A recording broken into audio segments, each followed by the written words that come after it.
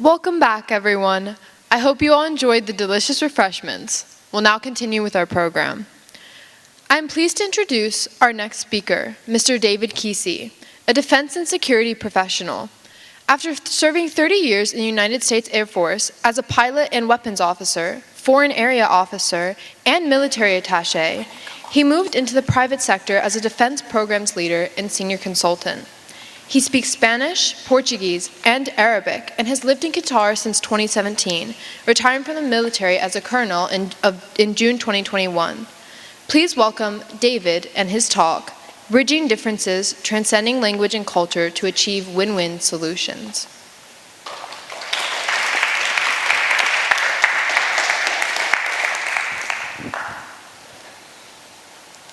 Hi, thank you. Let's start with international relations. So, national interests. All countries have them, and all countries pursue their national interests. National interests give drive to countries' objectives, and they can pursue these objectives either cooperatively or competitively. In all cases, there is some overlap between two countries. Now, in the case, let's say, of the United States and Great Britain, there's a lot of overlap. And so there are many opportunities to act cooperatively, but even in the case of the United States and China, for example, there is still overlap. There's just a little bit less, and it's a little bit harder to define. But in areas like health, in international stability, and in climate change, there's plenty of opportunities to act cooperatively. So the trick to this, though, is using cultural and linguistic commonalities in order to identify where there's overlap and where there are opportunities to work together to achieve win-win solutions. Now, I'm going to try to illustrate this with a couple of examples from my past. So let's go back in time a little bit to 2010 to 2012 when I was serving in Bogota, Colombia. So at that time, one of the objectives of the United States was to stem the flow of illegal drugs into the United States from South America. And the US military contributed to this objective by using aircraft and ships to detect and interdict the flow of illicit traffic.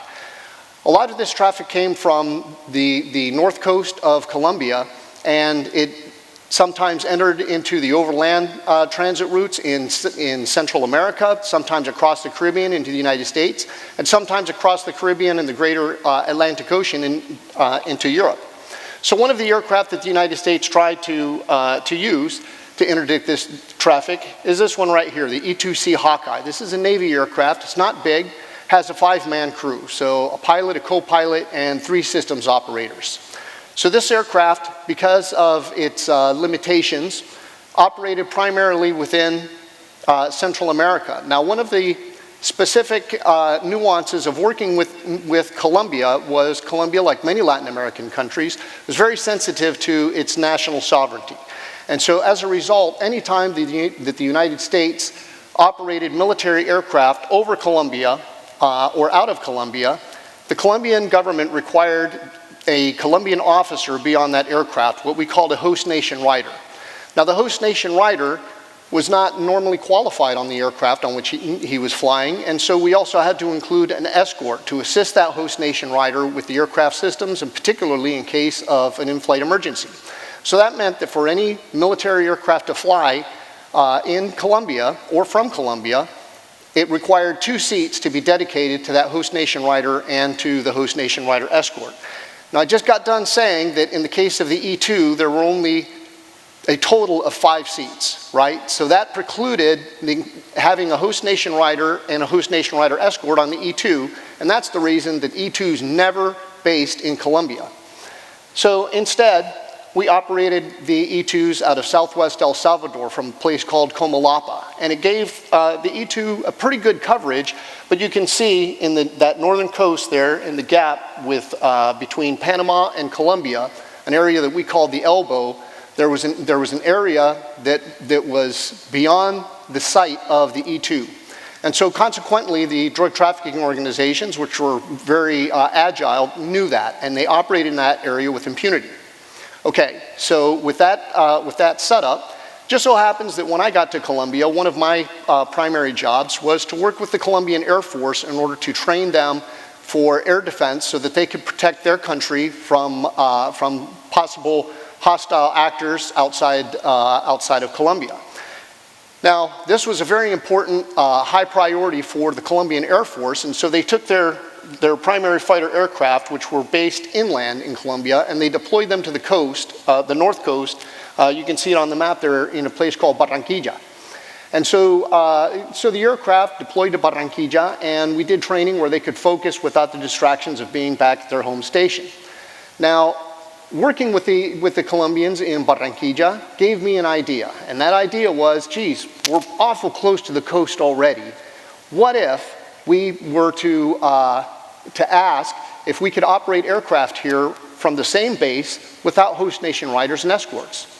So I brought this up with the senior leadership of the Colombian Air Force, and I said, I understand very much the concerns with sovereignty and the requirements for host nation riders, but this is an opportunity. If we were to put aircraft here, they could train with your fighter pilots in intercept operations, in communications, in interoperability procedures, and so it could really be a win-win. When the aircraft are airborne, conducting their normal patrols, they could be constantly interacting and providing training for your fighters. Now, I do understand, though, that there's no room for host nation rider, but these aircraft taking off out of Barranquilla would actually be over land of Colombia for only about 90 seconds on initial takeoff and another 90 seconds on landing. And then after that, they would go feet wet and be over the Caribbean. So that seemed like a pretty good idea. The Colombian senior leadership talked about it at the military and the national levels. And so the coverage of the E2 changed from this to this. And so the elbow, this area where illicit traffickers had operated for years and years with impunity, suddenly closed. And that caught them by surprise is to put it lightly, because they had known that the E2s could not cover the elbow, and suddenly the E2s 90 seconds after takeoff were on station looking at everything going over the water and shut that down. So it was a big win for the Colombians and a big win for the United States. So let's go on to talk fast forward about 14 years, and let's talk about something a little bit closer to home here in Qatar. Now, I say Qatar because that's part of the story, but this one actually starts in Hungary. So in sometime before the start of the blockade, the Hungarian government, which was a former member of the Warsaw Pact, had a substantial amount of Eastern Bloc weapons and equipment that they donated to the government of Afghanistan for the Afghan National Army and the Afghan National Police. The problem was that the Hungarian government didn't have a way of transporting all of that equipment to Afghanistan.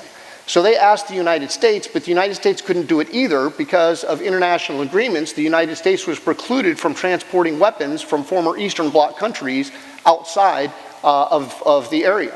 So the United States couldn't do it, and so consequently this equipment that was very useful and needed in Afghanistan sat in Hungary for years.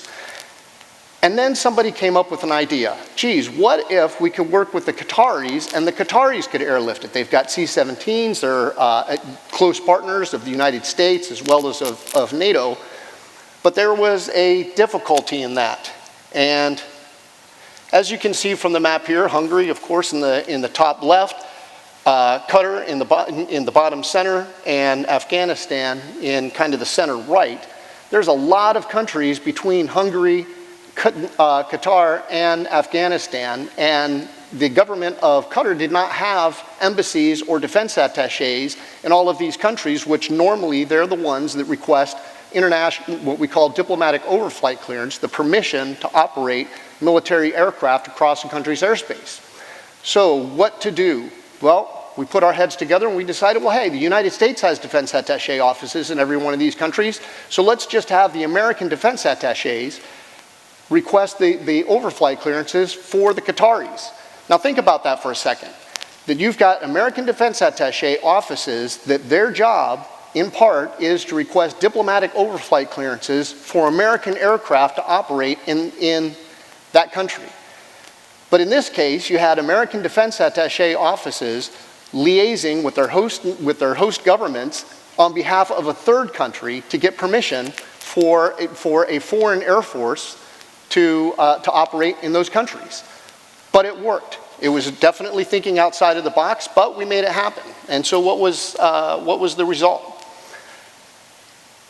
I knew that if the word doesn't get out, things don't happen and countries don't get the recognition that they deserve. So I put my air attaché on the first C-17 and I said, Cam, you've got one job. And that job is to take pictures of these Qatari C-17s doing good work in Hungary and then use your cell phone to send those back to the embassy. And to the embassy here in Doha. And so we had press releases, we had social media posts, everything ready to go. So as soon as we got those pictures back, we got the word out and had a huge win from the public affairs information space as well as the physical space of transporting these weapons and equipment to Afghanistan. Now you can see in the picture on the far side, clearly visible Qatari C-17 with the Qatari tail flash, Qatari flag on the tail of the aircraft, and clearly that is not in Qatar. And then the other picture has a Qatari loadmaster with a Hungarian load team. So we did get the word out, and this was part of what that looked like. So this tweet was at the time, this is in fall of 2018, this was the most mentioned story from the U.S. Embassy in Doha, number in the top 5 in history. And then from the United States government worldwide for that week, this was the number 2 story.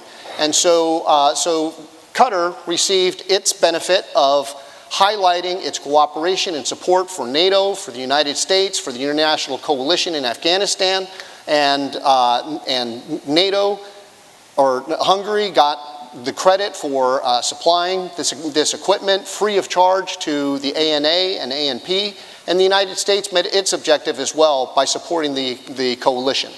So in conclusion, there's always opportunities for win-win. As I said before, countries can pursue their objectives cooperatively or competitively, but the former is always the feel-good opportunity because both countries get something, some benefit by working together. And all it takes is a little bit of creative thinking and a good understanding of both of the multiple cultures and being able to look at it from different perspectives. So thank you very much.